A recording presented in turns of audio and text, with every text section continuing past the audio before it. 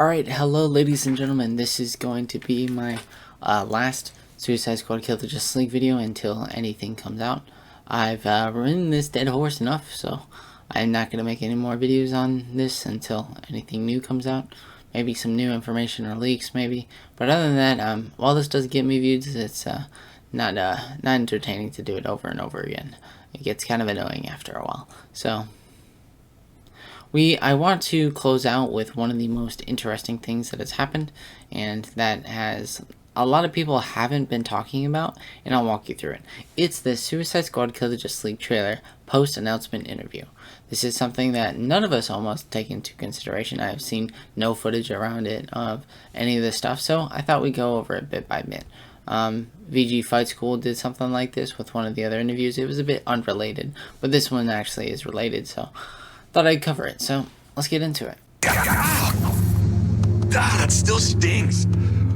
I mean, it beats the subway, but... Oh. Hey, you must be Sefton. I am indeed. Hi, Will. Hey, man. Sefton Hill from Rocksteady Studios, y'all. Yay. Sefton, how'd you get here? Did DC also teleport you into the cyberspace realm?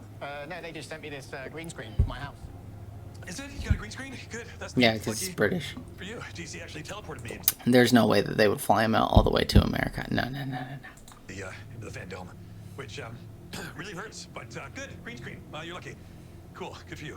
Okay, well, I guess, look, the cat is finally out of the bag here. This is Rocksteady's new game, and there is a lot of anticipation behind it, right? And the Arkham games are extremely popular, and buzz has been building behind this new game. So, what can you tell us? Well, I'm really excited and proud to be able to reveal Rocksteady's Suicide Squad. You know, it's a unique new franchise for gaming, and we've been able to put our own spin on it and create... Ooh, franchise. I didn't catch that recently. I didn't know that this was going to be a franchise. I thought this was going to be kind of a one-off. For the moment, at least. Because with Sefton Hill leaving...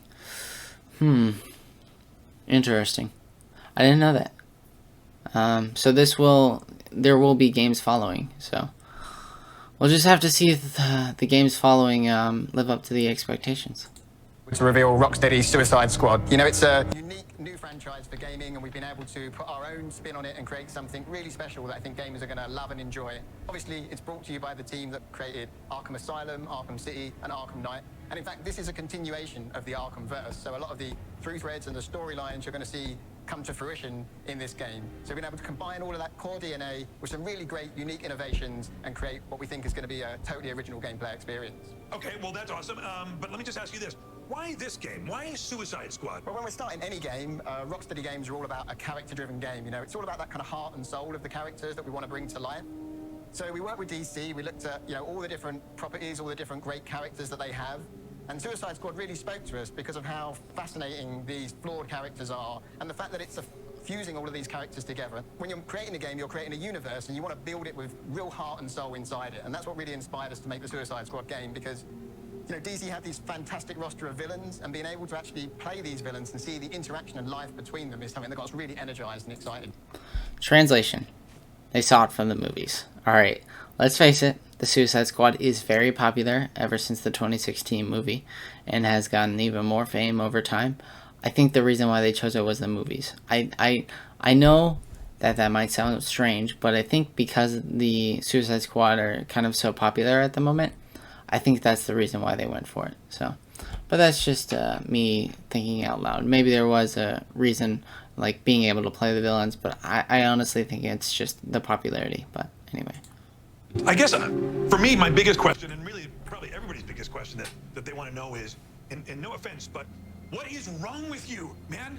Why are you making a game about a group of bad guys taking on some of the most beloved heroes of all time? Well, I think for us, we always want to put our characters in interesting and exciting and dynamic situations, and it felt like the Suicide Squad naturally really lends itself to that. You know, even just starting with their boss, Amanda Waller, you know, she's part protagonist but also part antagonist. You know, she's stuck these nanite bombs in their heads, and she's forcing them to do this impossible mission, this mission to take on and kill the Justice League. And I think that's where you always find, I think, the magic is when you can put characters in these situations that are absolutely impossible. And then to a certain extent, these things kind of write themselves, because once you've got that premise, you just let that live and breathe, and you think, right, well, how the hell can the Suicide Squad kill the Justice League? How can that even happen? And really, that's the genesis of the game. And then it's down to us to take the player on this journey and tell this story of how that could even be possible. Hearing that, let's get into it. Let's get into the nitty gritty, the stuff that the hardcore gamers like me want to know. Exactly what kind of game is this? What am I doing in this game? So obviously, the other thing to talk about is the fact that they're playing, you know, against the Justice League, and you're trying to bring up the fact that, hey, look, we don't hate these characters, we love these characters just like you do, but obviously we need to put them in a situation that's unique for the Suicide Squad. And for the Suicide Squad, in this in particular, is really interesting. And I think they have struck gold kind of on this type of idea, because it works really well for this scenario. So, I don't know, just something worth mentioning.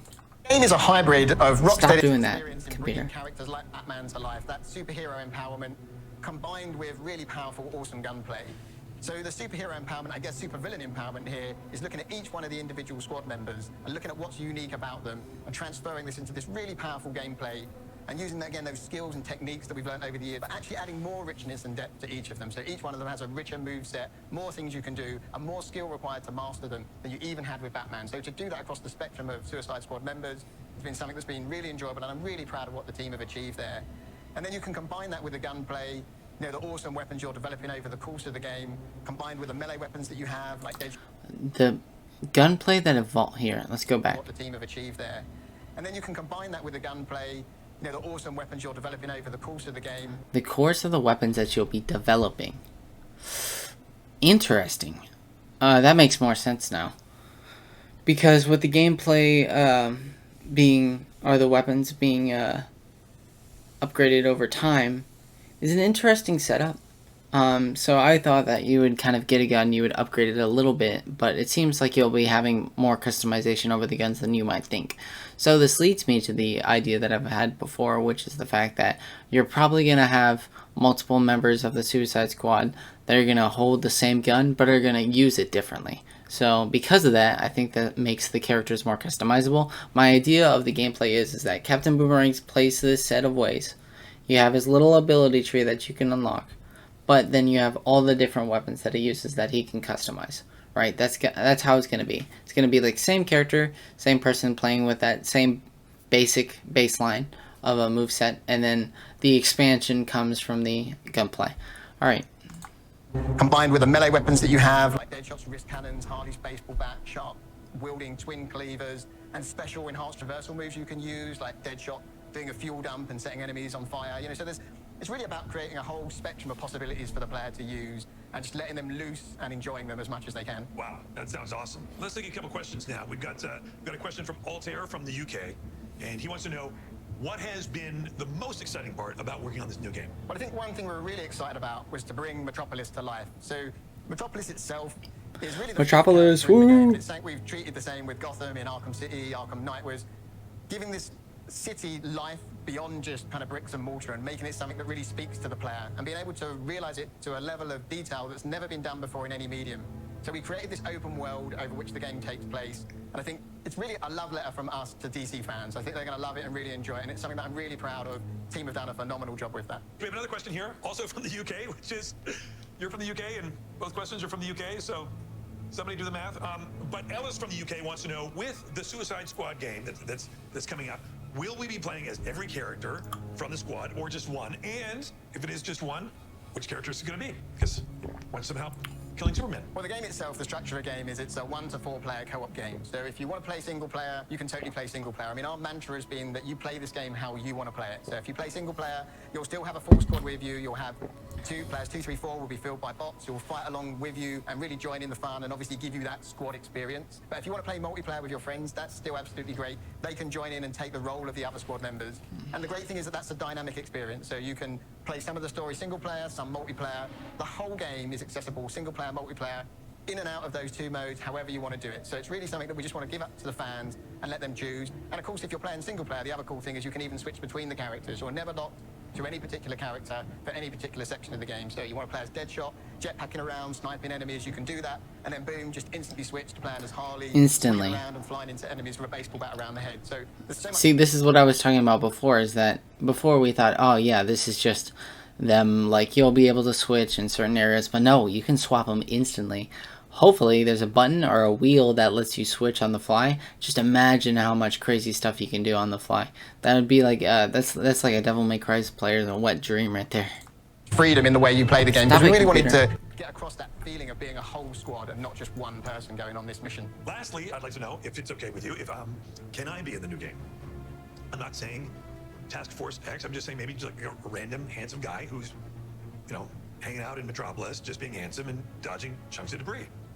I think we can maybe make something work, Will. Great. Well, then it's settled. That's awesome. That's the contract. Thank you for joining us, Sefton. It's the game looks absolutely spectacular, and it will be made even better by the appearance of me as an NPC. Sure thing, Will. Good luck teleporting home. Oh. I made a huge mistake.